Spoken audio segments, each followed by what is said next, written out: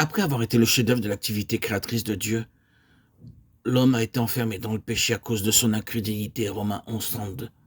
Dieu a donc établi ici en type et en symbole les principes de la croix de Christ. Dans cette ligne, rien de ce qui est de l'homme lui-même ne peut jamais être accepté de Dieu. Certaines choses, trois principalement, sont toujours gardées soigneusement en vue. Le fait de l'état de péché de l'homme qui est sous le jugement, la mort et la fin de l'homme naturel que tous sont mérités et qui doit être accepté.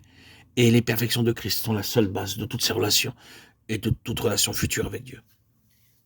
C'est ce qui ressort dans l'exemple de Caïn et d'Abel. C'est pourquoi la mort a une si grande place dans toute l'économie divine.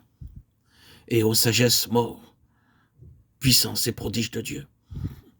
C'est ici que nous le voyons se saisir de la queue même du serpent, de l'aiguillon même de la mort, des œuvres du diable, et faire de la mort le chemin d'une vie nouvelle. Le sentier qui conduira à son dessein dans la résurrection de Christ et la résurrection spirituelle de ceux qui croient en lui.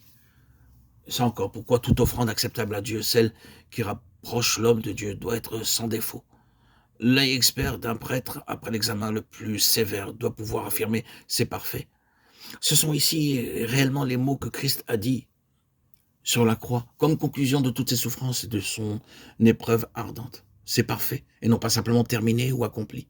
C'est donc ainsi que toujours à nouveau l'Esprit de Dieu conduit à la croix de Christ avec un caractère définitif, invariable, immuable.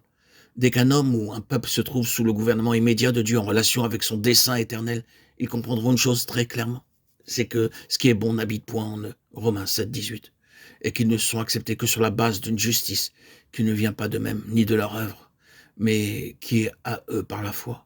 C'est la grâce d'un autre. La réalisation de ce fait anéantira l'homme naturel et fera de lui celui que le Seigneur peut accepter, c'est-à-dire celui dont l'esprit est brisé, le cœur contrit est brisé. Psaume 51, 19.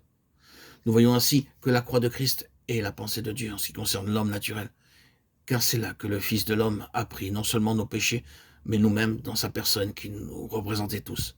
Et il est mort sous le jugement de Dieu à notre place, ou comme étant nous qui sommes morts au péché, comment vivrions-nous encore dans le péché? Ou bien, ignorez-vous que nous tous qui avons été baptisés en Jésus-Christ, nous avons été baptisés en sa mort? Nous avons donc été ensevelis avec lui par le baptême en sa mort, afin que, comme Christ est ressuscité des morts par la gloire du Père, de même nous aussi, nous vivions d'une vie nouvelle. Car si nous sommes devenus une même plante avec lui par une mort qui ressemble à la sienne, nous le serons aussi par une résurrection semblable, sachant bien que notre vieil homme a été crucifié avec lui, afin que le corps du péché soit détruit, et que nous ne soyons plus asservis au péché. Or, si nous sommes morts avec Christ, nous croyons que nous vivrons aussi avec lui, puisque nous savons que Christ ressuscité des morts ne meurt plus. La mort n'a plus d'empire sur lui, car s'il est mort pour le péché une fois pour toutes. Maintenant qu'il est vivant pour Dieu. Vous donc aussi considérez-vous comme mort pour le péché et comme vivant pour Dieu en Jésus-Christ. Que le péché ne règne donc point dans votre corps mortel et n'obéissez pas à ses convoitises. Romains 6, 12.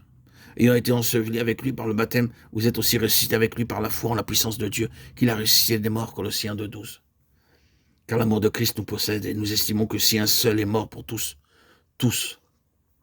sont donc morts et qu'il est mort pour tous, afin que ceux qui vivent ne vivent plus pour eux-mêmes, mais pour celui qui est mort et ressuscité pour eux.